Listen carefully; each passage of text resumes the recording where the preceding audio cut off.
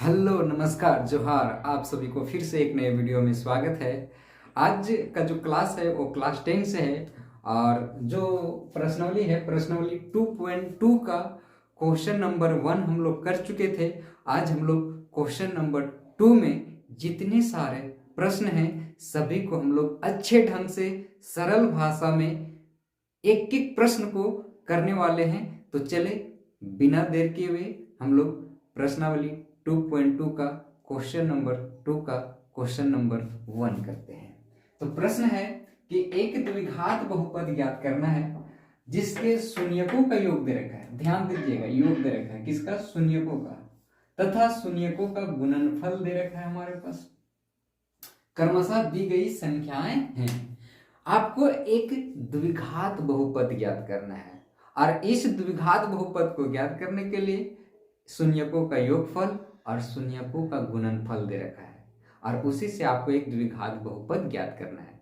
पिछला क्वेश्चन में जो प्रश्न 1 था उसमें क्या था कि आपके पास एक कोई द्विघात बहुपद दिया रहता था और उस द्विघात बहुपद से हम लोग शून्यक निकालते थे। लेकिन यहाँ पे क्या किया कि जो भी द्विघात बहुपद का शून्यक आएगा उसको आपस में जोड़ेंगे और आपस में गुना करेंगे तो वही शून्यकों का योग और शून्यकों का गुणनफल आपके पास दे रखा।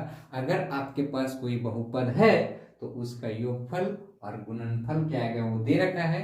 तो बोला है इसी योगफल और गुणनफल से आप एक द्विघात बहुपद ज्ञात करना है। द्विघात बहुपद ज्ञात करना है तो कैसे ज्ञात करेंगे? शून्यकों के योगफल और शून्यकों के गुणनफल से कैसे ज्ञात करेंगे? तो समझिए, सबसे पहले जो भी चीज ज्ञात करना हो और मालूम नहीं है तो उसी को सबसे पहले हम लोग क्या करते हैं, मान लेते हैं। हमको एक द्विघात बहुपद ज्ञात करना है तो आप लोग बताइए द्विघात बहुपद का सूत्र क्या होता है? तो द्विघात बहुपद का सूत्र होता है ax² plus bx plus c।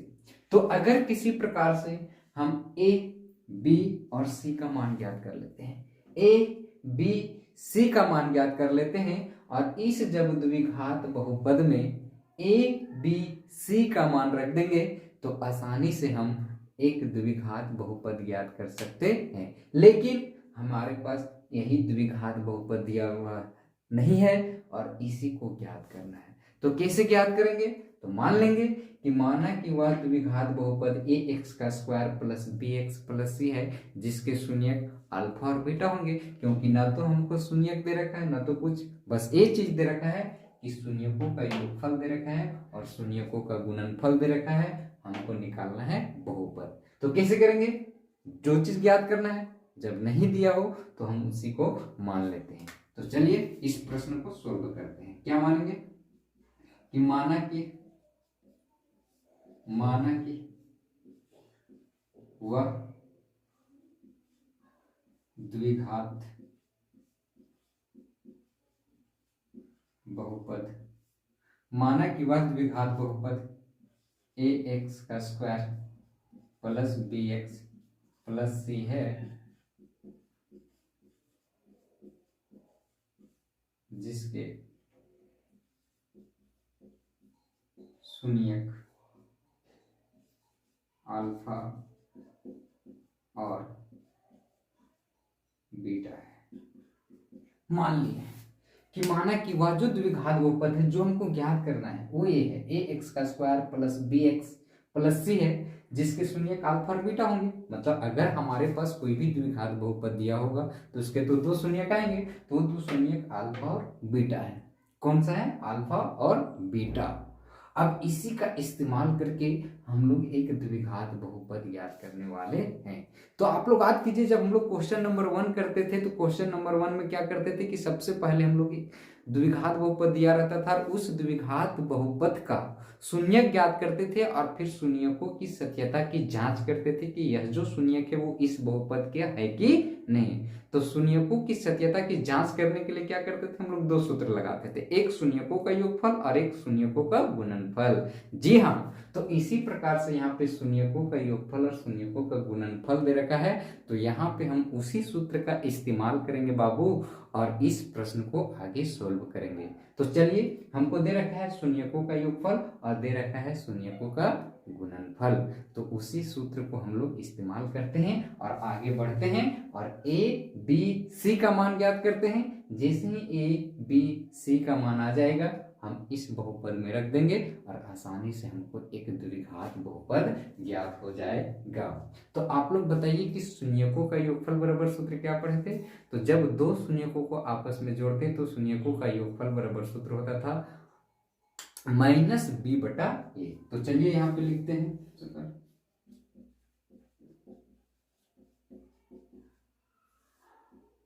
शून्यकों का योगफल होता है alpha plus beta. Alpha plus beta बराबर क्या होता है? -b/a।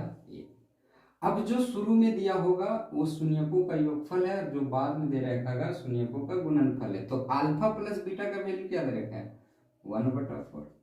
1/4 लिख देंगे बराबर में -b/a। अब देखिए b किसको रिप्रेजेंट कर रहा है? 1 को, और ये किसको रिप्रेजेंट कर रहा है? 4 को। अब आगे, अब हम लोग क्या पढ़े थे? शून्यकों का गुणनफल दे रखा है। तो शून्यकों का गुणनफल का सूत्र क्या होता है? अल्फा इंटू बीटा, और अल्फा इंटू बीटा बराबर होता है c/a। अब अल्फा इंटू बीटा का वैल्यू क्या दे रखा है? -1। और अगर कोई संख्या लिखा उसके नीचे कुछ नहीं तो क्या है बाबू? 1 है। बराबर क्या हो जाएगा? c/a। c/a। अब हमको शून्यकों का योगफल और शून्यकों के गुणनफल से यहाँ पे जब देख रहे हैं तो a b c दिखाई दे रहा है। इसमें a b और इसमें c दिखाई दे रहा है हमको। जी हाँ, हमको a b c ही तो चाहिए जो इसमें सभी में हमको दिखाई दे रहा है। लेकिन समस्या क्या है? एक समस्या है कि a इसमें भी है और a इसमें भी है। तो हम कौन सा a के मान लेंगे? क्योंकि यहाँ पे a बराबर 4 बता रहा है, यहाँ पे a बराबर 1 बता रहा है। समस्या हो गया। b तो सिंगल है, कोई दिक्कत नहीं है। c भी सिंगल है, कोई दिक्कत नहीं है। लेकिन दिक्कत है तो a में। कौन सा a लेंगे?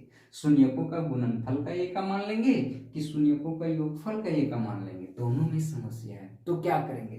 तो इसके लिए हम लोग क्या करेंगे कि जो भी शून्यकों का योगफल और शून्यकों का गुणनफल का जो भी मान आएगा, अगर दोनों का a सेम नहीं होगा, a का मान बराबर नहीं होगा, तो सबसे पहले हम लोग a का मान बराबर करेंगे, ताकि जब दोनों का मान सेम आ जाए तो हम किसी एक का a का वैल्यू ले लेंगे और इसमें रख देंगे। तो चलिए किसका लेंगे हम लोग?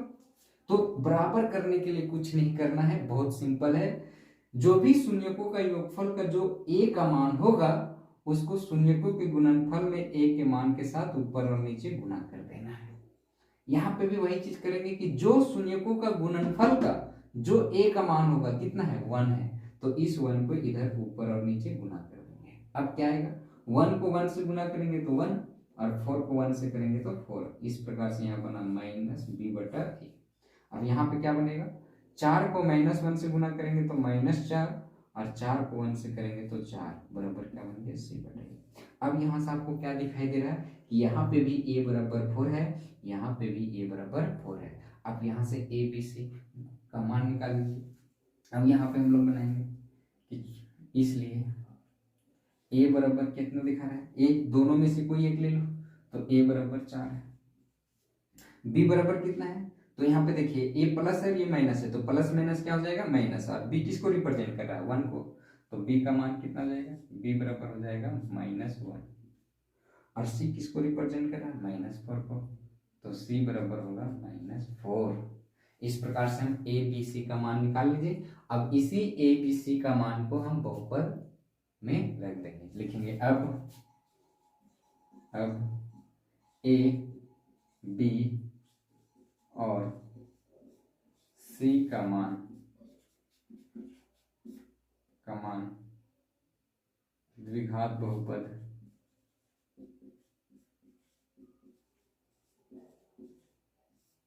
ax का square plus bx plus c में रखने पर। चलिए रख दीजिए फटाक से। चलिए a के स्थान पर कितना है? 4, तो 4x का स्क्वायर हो जाएगा। प्लस का चिन्ह है तो प्लस यहाँ पे देंगे, लेकिन यहाँ पे देखिए b का मान कितना है? -1 है, तो माइनस प्लस क्या हो जाएगा? माइनस, और b के स्थान पर कितना है? 1। तो 1 को x से गुना करेंगे तो x ही हो जाएगा। अब यहाँ पे देखिए, यहाँ प्लस है और यहाँ क्या है माइनस, तो प्लस माइनस क्या हो जाएगा माइनस, और सी का मान कितना है 4, तो यहाँ पे ले लेंगे 4। इस प्रकार से यह द्विघात बहुपद ज्ञात हो जाता है। तो लिखेंगे अतः वह द्विघात बहुपद 4x² माइनस x माइनस 4 होगा, जिसका शून्यकों का योगफल 1/4 और शून्यकों का गुणनफल -1 होगा। तो इस प्रकार से आशा करते हैं कि यह प्रश्न समझ में आया होगा। अब हम लोग क्वेश्चन नंबर दूसरा करेंगे। अब प्रश्न दूसरा करेंगे। पुनः वही काम करना है, शून्यकों का योगफल और शून्यकों का गुणनफल दे रखा है, हमको एक द्विघात बहुपद ज्ञात करना है। तो जो भी चीज ज्ञात करना हो उसको मान लो। द्विघात बहुपद ज्ञात करना, द्विघात बहुपद को ही मान लो कि माना कि वह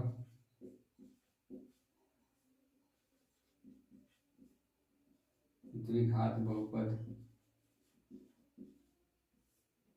ax² plus bx plus c है, जिसके शून्यक अल्फा और बीटा है। मान लिए। जैसे ही मान लेते हैं तो किसी भी द्विघात बहुपद ज्ञात करने के लिए a b c चाहिए हमको। तो a b c ज्ञात करने के लिए देखिए क्या दे रखा है, शून्यकों का योगफल और शून्यकों का गुणनफल। तो हम लोग शून्यकों का योगफल और शून्यकों का गुणनफल का सूत्र लगा देंगे। चलेंगे प्रश्नानुसार, जो प्रश्न में दिया हुआ शून्यकों का योगफल दे रखा है, तो शून्यकों का योगफल का सूत्र होता है अल्फा प्लस बीटा बराबर क्या दे रखा है, अल्फा प्लस बीटा बराबर आपका दे रखा है √2, और इसके नीचे कुछ नहीं तो 1 यही दे रखा है। चलिए प्रश्नानुसार हम लोग चलेंगे, और अल्फा प्लस बीटा का सूत्र होता है -b/a। अब अल्फा प्लस बीटा का मान है √2 और इसके बटा में कुछ नहीं तो 1, बराबर में क्या हो जाएगा -b/a। इसी प्रकार से शून्यकों का गुणनफल दे रखे हैं, अल्फा इंटू बीटा बराबर क्या हो जाएगा c/a। अब अल्फा इंटू बीटा का मान कितना है 1/3 बराबर क्या हो जाएगा c/a। अब यहां से देखेंगे कि b और c में कोई कंफ्यूजन नहीं, क्योंकि b भी अलग है और c भी अलग है। समस्या है a यहाँ पे भी a है, यहाँ पे भी a। कौन सा a लेंगे, a लेंगे कि a लेंगे, समझ, क्योंकि a यहाँ बराबर 1 दिखा रहा है, यहाँ पे a का मान 3 दिखा रहा है, तो कौन सा लेंगे। तो इसके लिए हम क्या करेंगे कि दोनों का a का मान सेम करेंगे। तो जो इधर शून्यकों का गुणनफल का जो a का मान होगा उसके योगफल वाले में ऊपर और नीचे गुना कर दीजिए, और शून्यकों का योगफल का जो a का मान होगा 1 है, इधर ऊपर और नीचे गुना कर दीजिए। तब क्या आएगा, 3 को √2 से गुना करेंगे तो 3√2 बराबर क्या होगा, 3√2 बटा 3 को 1 से करेंगे तो 3 बराबर -b/a। यहाँ पे 1 को 1 से करेंगे तो 1 और 3 को 1 से करेंगे तो 3 बराबर क्या हो जाएगा c/a। अब देखिए दोनों का ये सेम हो गया। अब इस प्रकार से यहाँ पे इसलिए क्या हो जाएगा, a बराबर कितना हो गया, दोनों का a बराबर 3, a बराबर 3 कोई भी ले लो, तो a का मान 3, b बराबर कितना हो जाएगा, तो b बराबर क्या है 3√2, लेकिन ये माइनस में है तो माइनस प्लस क्या हो जाएगा -3√2, और c बराबर कितना हो जाएगा, तो c किसको रिप्रेजेंट कर रहा है 1 को। अब लिखेंगे अब a b और c का मान समीकरण मान द्विघात बहुपद होगा, द्विघात बहुपद ax² plus bx plus c में रखने पर। चलिए रख लीजिए। a बराबर कितना आया 3, तो a के स्थान पर कितना रखेंगे 3, तो ये बनेगा 3x का स्क्वायर। अब यहाँ प्लस है लेकिन यहाँ माइनस है, तो प्लस माइनस क्या हो जाएगा माइनस, b का मान है 3√2 और x है तो x लगा देंगे, और प्लस c है तो c का मान 1 है, प्लस में तो +1। इस प्रकार से यह द्विघात बहुपद ज्ञात हो जाता है। नोट लीजिए। दूसरा का तीसरा करेंगे, वही काम करना है। शून्यकों का योग और शून्यकों का गुणनफल दे रखा है, योगफल है 0 और गुणनफल है √5। बोला एक द्विघात बहुपद ज्ञात कीजिए। मान लीजिए कि माना कि वह द्विघात बहुपद ax का square plus bx plus c है,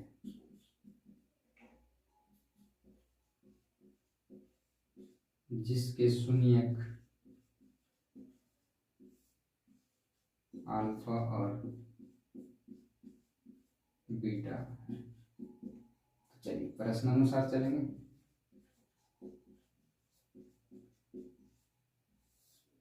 शून्यकों का योगफल दे रखा है तो सूत्र लगा दीजिए। शून्यकों का योगफल बराबर क्या होता है अल्फा प्लस बीटा बराबर क्या होता है -b/a। अल्फा प्लस बीटा का मान है 0, इसके नीचे कुछ नहीं तो 1 है, -b/a। आगे गुणनफल दे रखा है तो अल्फा इंटू बीटा का मान क्या दे रखा है √5। अब इसके भी नीचे कुछ नहीं तो 1, सॉरी शून्यकों का गुणनफल का सूत्र होता है c/a। अब शून्यकों का गुणनफल कितना है √5, अब इसके नीचे कुछ नहीं तो 1 बराबर में c/a। अब यहां से देखिए a b c देखिए तो b है 0, c है √5, यहाँ पे a 1 दिखा रहा है और यहाँ पे भी a 1 दिखा रहा है। तो देख रहे हैं यहाँ पे दोनों का जो a का मान है वो सेम है, तो क्या हमको बराबर करने का जरूरत है नहीं। यह प्रश्न और भी सिंपल हो गया, बस a b c का लिख दीजिए। इसलिए a बराबर कितना दे रखा है, a बराबर कितना, दोनों में a 1 है तो 1 ले लीजिए।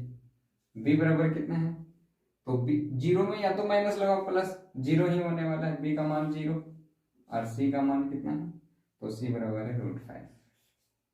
चलिए √5 अब मान रख दीजिए। अब a b और c का मान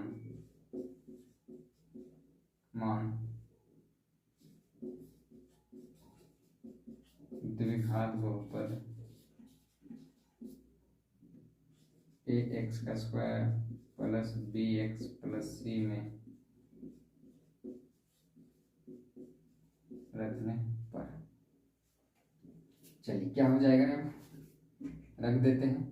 तो a बराबर कितना था 1 को x स्क्वायर से गुना करेंगे क्योंकि दोनों गुना में है तो x स्क्वायर ही आएगा, प्लस का चिन्ह है प्लस लगा देंगे। अब यहाँ पे देखिए b का मान है 0, अब 0 को x से गुना करेंगे तो वैल्यू क्या हो जाएगा 0 प्लस में 0। इसके बाद देखिए c का मान कितना है √5, तो प्लस में क्या हो जाएगा √5। तो यहाँ 0 लिखिए या ना लिखिए बात बराबर है, तो क्या बनेगा x स्क्वायर प्लस √5 आंसर हो जाएगा। अतः वह द्विघात बहुपद क्या होगा x स्क्वायर प्लस √5, जिसके शून्यकों का योगफल 0 और शून्यकों का गुणनफल क्या आएगा √5 आएगा, जब हम इस द्विघात बहुपद के शून्य ज्ञात करेंगे। तो इस प्रकार से हम लोग इस वीडियो के माध्यम से दूसरा का क्वेश्चन नंबर 1, 2 और 3 देखें। आशा करते हैं कि इस तीनों प्रश्न को करने के बाद आप इसमें बचे तीनों प्रश्न को आप खुद से कर लीजिएगा, क्योंकि जब तक आप खुद से मेहनत नहीं कीजिएगा तब तक आप ऐसे मार्क्स नहीं ला सकते हैं। इसीलिए 3 प्रश्न आप लोग के लिए मैं छोड़ देता हूं, आप लोग उस प्रश्न को बनाकर आप कमेंट में डाल सकते हैं, कमेंट कर सकते हैं। अगर नहीं बनेगा तो मैं आप लोग को पुनः बताने का प्रयास करूंगा। अगर यह वीडियो आप लोग के लिए थोड़ा सा भी अच्छा होगा तो प्लीज़ इस चैनल को आप सब्सक्राइब कर सकते हैं, जिस चैनल का नाम है आपका प्रश्न। आपको हर समस्या से दूर किया जाएगा, गणित में जितनी भी प्रकार की समस्या होगा उस समस्या का समाधान किया जाएगा।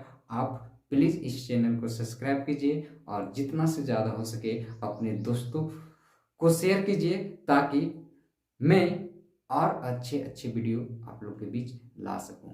धन्यवाद। जय हिंद।